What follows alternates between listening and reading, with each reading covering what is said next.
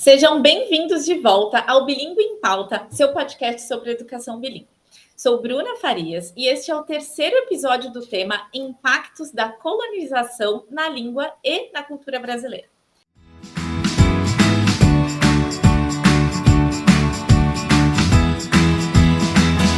Se você estava conosco nos últimos 2 episódios, você acompanhou nossa conversa sobre os impactos da colonização, que chamamos de colonialidade.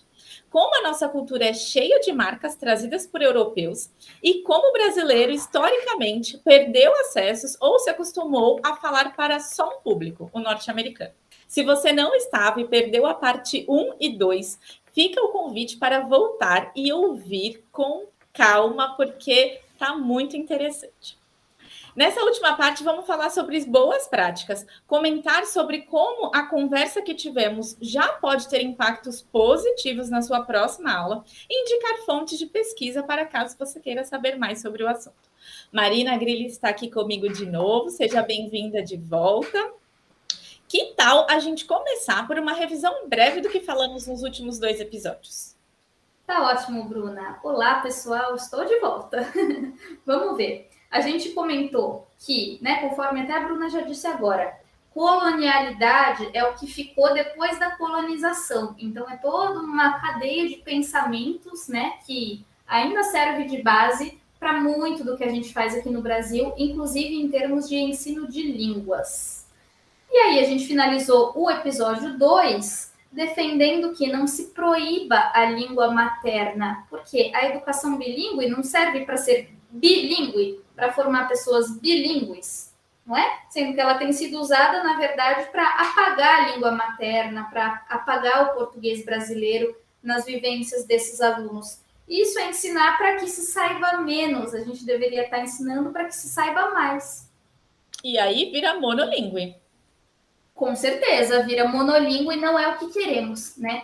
Inclusive, toda essa questão de monolíngue, bilíngue, tem uma série de nomes, de sistemas de nomenclatura que a gente pode dar para isso.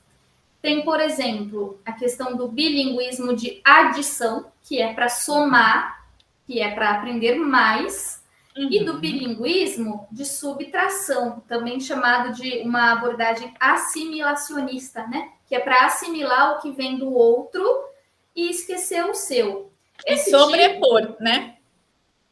E abandonar mesmo, pois é, e ficar, esquecido. Esse tipo de ensino supostamente bilíngue, levando ao bilinguismo de subtração, sempre foi muito empregado no ensino de português para os indígenas lá atrás, no século XVI, XVII, XVIII.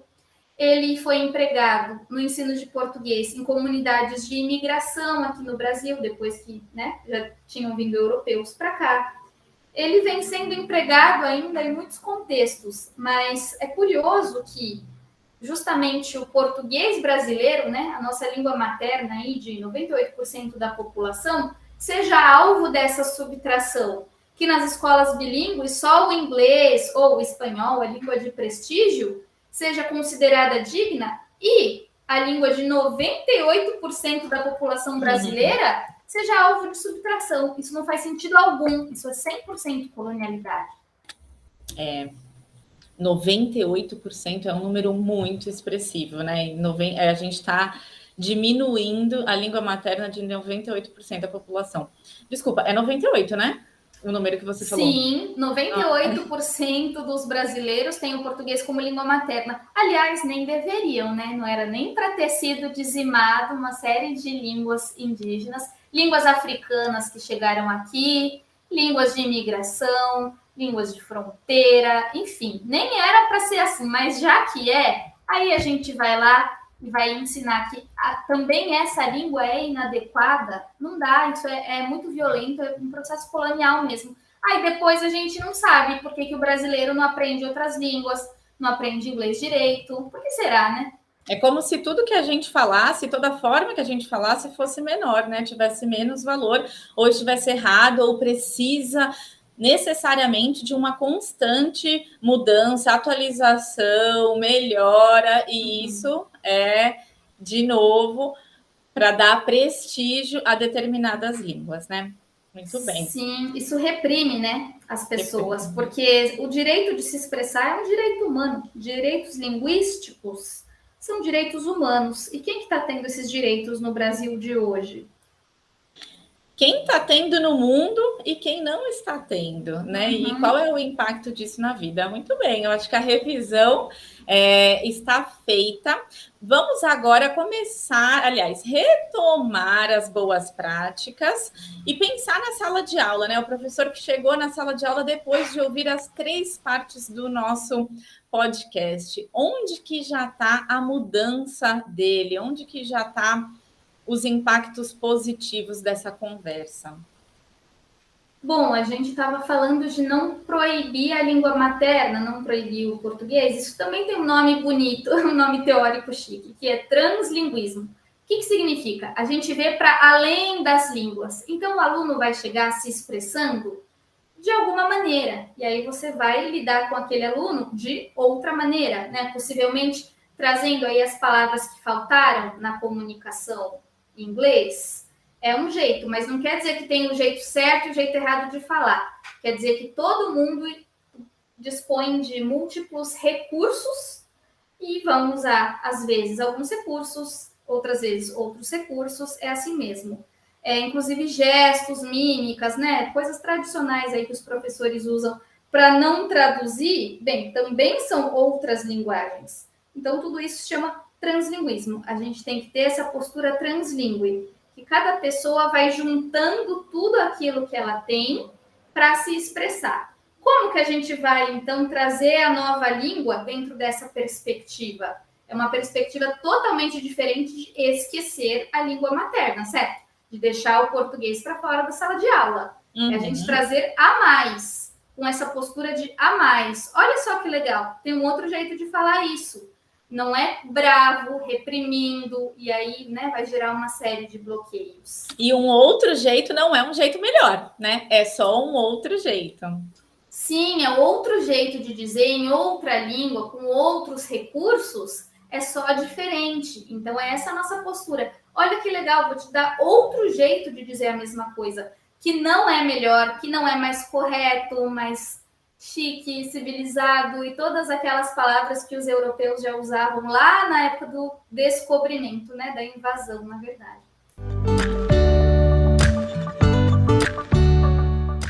O que mais? A gente tem que lembrar de uma coisa. Ninguém que se comunica, ninguém está procurando não ser entendido. O objetivo é que te entendam. De fato. Não é? Então, não tem o perigo do aluno não querer aprender isso ou aquilo porque ele acha que vai inventar do jeito dele, vai ficar tudo certo. Ninguém pensa assim. A parte de inventar palavras, né, quando está ali se experimentando com a nova língua, que criança pequena faz adquirindo a língua materna, quem está estudando outra língua também faz, inventa um verbo, inventa uma palavra que não é que não existe. Se alguém fala e alguém entende, existe. Mas que não são padronizados, bem, é parte do processo de se fazer entender. Então, a gente não precisa ficar com medo que tolerar, né, essas expressões na sala de aula vai fazer o aluno ficar, sabe, encostado e dizer, tudo bem, eu falo do jeito que eu quiser e pronto. Porque a língua, todo ser humano sabe que a língua serve para ser entendido. Ninguém quer não ser entendido. E aí, se o nosso aluno comete um erro, fala de um jeito, né, muito fora aí do padrão, o que a gente vai fazer? Vai brigar, vai reprimir, vai corrigir na hora, na frente de todo mundo? Ou a gente vai mostrar que entendeu, quando for o momento a gente corrige, quando for o momento da comunicação não é para corrigir. Olha só, a língua serve para comunicar, não serve para ser correta, né? Tá tendo uma inversão da hierarquia aí. Ele falou, você entendeu? Seja como for, pela sua criatividade de professora que sabe entender erro de aluno. Você entendeu? Então tá bom, segue a comunicação. Vai ter momentos de prática, sim, de repetição de frases prontas, exercícios de gramática, lógico que vai. Mas o objetivo disso é levar a comunicação, e não o contrário, né? Não o objetivo da comunicação é levar essa tal perfeição aí que veio da mentalidade colonial. E aí é isso que a gente tem que lembrar. O aluno não quer não ser entendido. Se você entendeu, segue a comunicação. Tem momentos específicos, que não são a maioria, são a minoria, para fazer essa correção. Do resto, aí sim, se não entendeu, não ficou claro, como que a gente pode fazer para se entender? Você vai trazer uma palavra diferente? Você vai reformular aquela frase daquele aluno de um jeito que seja mais simples, com palavras que eles já sabem, né? Aí são recursos, mas sempre pensando no entendimento, na compreensão e não no ser correto conforme os livros. Isso é o de menos. Isso tem sido o nosso foco e deveria ser uma parte muito pequena do nosso trabalho. Mas aí o professor que está ouvindo a gente pode estar pensando, da porta para dentro eu consigo fazer isso, mas se o coordenador descobre, ou se o diretor descobre, ou se a família sabe que eu estou dando, veja só que erro. Não é um erro, claro, né? Mas valor ao português. Será que o professor, com essa postura, pode sofrer algum tipo de repressão, ou como que ele se coloca, né, para dizer que o que ele está fazendo tem um fundamento, tem uma intenção e até um posicionamento, caso ele seja cobrado pela família, pela coordenação da escola, direção? Como será que a gente ajuda esse professor? Dentro da sala de aula a gente já deu bastante exemplo, mas e fora? Como que a gente sustenta isso? Aí ele manda esse episódio para a coordenadora. É. Não, é verdade, são questões delicadas, porque ninguém muda o mundo sozinha, né? A gente falou até agora tanto de colonialidade. Por quê? Porque é uma mentalidade dominante. Então, não basta, infelizmente, uma pessoa que não está, muitas vezes, em poder de decidir tudo sobre a própria aula, resolver que vai mudar da noite para o dia. Mas aí, como que a gente argumenta? Bem, em questão de Brasil, seja qual for a escola em que você está, o ensino desse jeito tradicional aí, que a gente não precisa retomar muito, né? Com base na gramática, em reprimir língua materna e tal. Tá funcionando? O povo brasileiro fala outras línguas? Eu acho que vale a gente colocar aqui números. Qual é a porcentagem de brasileiros que falam inglês hoje? Exatamente, a porcentagem. Bom, são dados de 2014, os mais recentes, né? Mas não pensamos que melhorou muito desde então. São 5% dos brasileiros que se viram. 1% declara ser fluente. 1%. Olha, todo mundo conhece alguém que já fez curso de inglês 200 vezes, como a gente comentou lá no primeiro episódio. Tá funcionando? Por que essa pessoa não fala? Porque o jeito de ensinar não está levando. Então, assim, em escolas bilíngues, que, né, costumam ser para um público mais privilegiado e ter uma série de questões a serem seguidas em termos de parâmetros, né, de metodologia, de, enfim, modelos de excelência, a gente também precisa lembrar que os nossos alunos não são robôs. A gente quer que eles passem na prova de gramática, que todo mundo faz sentado em silêncio. A gente quer que eles tirem um certificado, que a gente sabe que nem todos vão passar na prova de certificado, ou a gente quer que eles tenham a língua como mais um recurso. Uhum. É isso que a gente, né, consegue argumentar em relação à coordenação. Olha, eu preciso que meus alunos falem, para não ficar nessa coisa de, na hora de travar, eu falo, que é o que todo brasileiro diz, né? Para que isso aconteça, eles têm que ficar à vontade para falar. Depois deles falarem, a gente vai corrigindo um detalhe aqui, um detalhe ali. Mas olha só se aprende a falar falando. Assim como tudo que o ser humano aprende na vida. Você aprende a andar, você aprendeu a andar como? Andando. Saiu perfeito de primeira? Foi assim uma maratona que você correu de primeira? Não, foi aquela coisinha toda atrapalhada. E é assim que aprende. Falar a língua também. Vai falando, vai falando, vai falando. Uma hora a gente chega na correção. E não primeiro certo, certo, certo, aí do nada vai abrir a boca e vai falar lindamente. Não tem, tá? Isso a gente consegue, né, trazer para a coordenação pedagógica. Também daqui a pouco a gente vai falar de fontes para saber mais, mas assim, não faltam pesquisas nesse sentido? Pesquisas em linguística aplicada, pesquisas que tratam a língua como prática social, pesquisas sobre translinguismo, translinguagens, tudo isso sustenta essa abordagem, tá? A gente não está aqui inventando do nada e tem sim bastante respaldo para, né, para pesquisa e para estudo.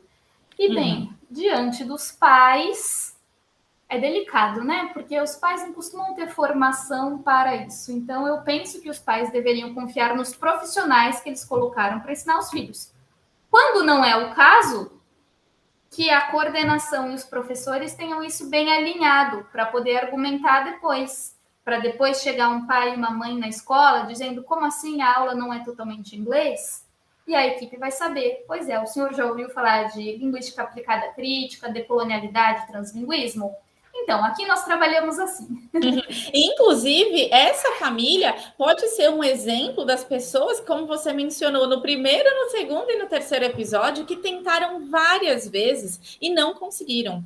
Muito provavelmente o pai e a mãe entende, né? Enfim, a família, os cuidadores, entende o jeito que não era para ter sido feito, entende que não deu certo, mas também não sabe como que é o certo e questiona a escola, e essa pode ser, inclusive, uma das argumentações.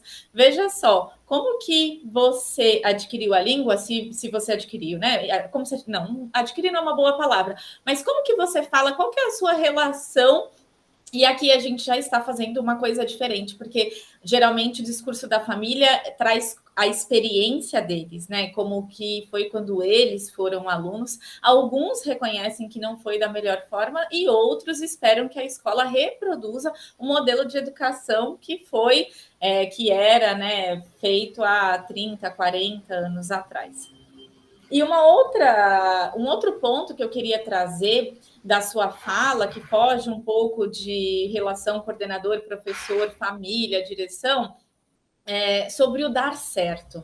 Porque o professor pode achar que está dando certo porque na sala dele as crianças estão falando, os adolescentes estão falando, né? E você vem falando, não está dando certo, a gente não vai reproduzir porque não está dando certo. Mas quando a gente olha para esse número, 1% se declara, se coloca, né, nesse lugar de fluente, e nem 5% da população brasileira fala inglês, aí é um dado para a gente ver como não está dando certo, né? Porque às vezes na nossa escola dá e a gente acha que a escola está representando aí o Brasil e não está, principalmente quando a gente está falando de escola privada, de acessos, né? Bom, a gente já precisa indicar fontes para quem se interessou e buscar mais informações, entender um pouco mais, se preparar melhor para a sala de aula, para a conversa com o coordenador, com a família, enfim, para ser esse agente de mudança e transformação na escola. Quem está interessado sobre o tema, acha mais informação onde? Bom, Bruna, eu separei aqui algumas indicações. Ó, primeiro, eu aprofundei bastante essa questão da colonialidade, né? Para quem ficou interessada em saber mais sobre essas premissas teóricas e ideológicas, no podcast História Cabeluda. Eu falei no podcast História Cabeluda, adoro esse nome, em dezembro de 2020. Sobre os efeitos da colonialidade linguística e toda essa questão da mercantilização da educação, né? Tem muito a ver também com o que a gente falou aqui, com o que você acabou de dizer, inclusive, porque a gente fica achando que a realidade é a das escolas privadas. Primeiro, não é. Segundo, mesmo nessas escolas, mesmo o que a gente considera que está dando certo, muitas vezes não é o aluno sendo formado para passar em prova de gramática, um aluno que não tem aí uma competência crítica desenvolvida na outra língua, que não sabe expressar o que ele realmente sente em vez de reproduzir diálogos de aeroporto, né? Então tem tudo isso aí para a gente pensar a mais, tem esse podcast. E aí, também retomando falas que a gente fez aqui. E eu vou colocar o link aqui embaixo, tá? Do História Cabeluda. Ah, isso aí. E aí, também retomando, né, coisas que a gente disse, tem o livro Desafios e Práticas na Educação Bilíngue. Mais especificamente, eu queria indicar o volume 2. Ele é organizado pela Antonieta Megali, que todo mundo aqui deve conhecer. Uhum. E aí, no capítulo 1 desse livro, tem vários autores, né? Mas no capítulo 1, que é da Antonieta mesmo, ela reforça a importância da dimensão política na formação de professores para a educação bilíngue, considerando, inclusive, que a educação bilíngue no Brasil costuma ser destinada a esses grupos privilegiados. Né? Então, a gente trabalha com educação bilíngue para grupos privilegiados, a gente tem que saber levar esses alunos a reconhecer certos privilégios, a reconhecer preconceitos que estamos reproduzindo, porque vem da colonialidade, questionar preconceitos. Tudo isso tem que ser feito. E aí também entra nesse papo da família, né? Ah, mas a família acha que o jeito de aprender é aquele, sendo que eles mesmos muitas vezes não aprenderam, não conseguiram. Você disse adquirir. Eu considero que adquirir é uma palavra muito boa, assim. Ah, Ou é? adquiriram a língua daquele jeito, ou quem aprendeu sabe que era o quê? A exceção da sala, né? A gente sabe que é assim. A gente que trabalha com língua, ó, uma boa parte lembra que existia a aluna ou aluno modelo na aula de língua. Muitas vezes éramos nós mesmos que hoje trabalhamos com isso. Por que existia essa pessoa de destaque? Porque não é todo mundo que aprende por igual, é uma minoria, é um destaque, né? Então, a gente consegue, lendo esse livro, ver outras dimensões dessa questão. O livro Desafios e Práticas na Educação Bilíngue, volume 2. Anotado. E por último, para a gente aprofundar a reflexão, né, eu trouxe aí um podcast em que eu falei mais do ponto de vista teórico, o livro que traz bastante para a prática da educação bilíngue no Brasil, e aí meio que juntando tudo isso de uma perspectiva do que é estarmos no Brasil, tem um artigo que eu vou sugerir que é em inglês, ele é muito fácil de achar para baixar online, ele é de acesso aberto. Se chama The National Bilingual Program in Colombia, Imposition or Opportunity, da Anne-Marie de Mejia. Esse artigo saiu na revista Apples, em 2011. Falei aqui um monte de nome, né? Mas a gente deixa o link aqui embaixo. Deixa, pode deixar. Porque é um texto muito bom sobre a realidade da Colômbia, que é um país latino-americano como nós. Então, ler serve para a gente entender o quanto a gente tem em comum com outros latinos, embora a gente tenha aprendido a ignorar estarmos, né, na América Latina, como a gente tem problemas muito semelhantes. E também o artigo propõe um olhar crítico para a imposição do quadro comum europeu no ensino de línguas por aqui, né? Nos nossos lados, na América Latina. Vale muito a pena. Muito obrigada. E você, quem está interessado em seguir o que você está produzindo de conteúdo, onde que a gente te encontra? Principalmente no Instagram Educação Linguística, @Educação Linguística. Eu mantenho um blog, educaçãolinguistica.com/blog.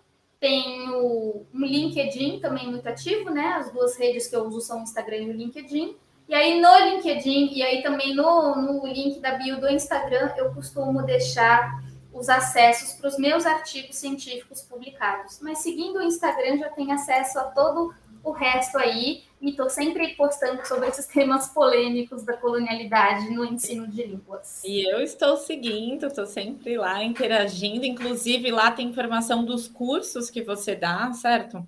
De quando abre turma, do que está rolando, do que vai rolar. Sim. É mais uma super dica. Marina, eu adorei, quero agradecer muito a sua participação. Eu disse que com você tudo fica mais fácil e realmente ficou não só aqui esse papo, mas como ele continua com as suas indicações supimpas. Muito obrigada e até a próxima. Muito obrigada, foi um prazer estar aqui e até mais. Até, tchau, tchau.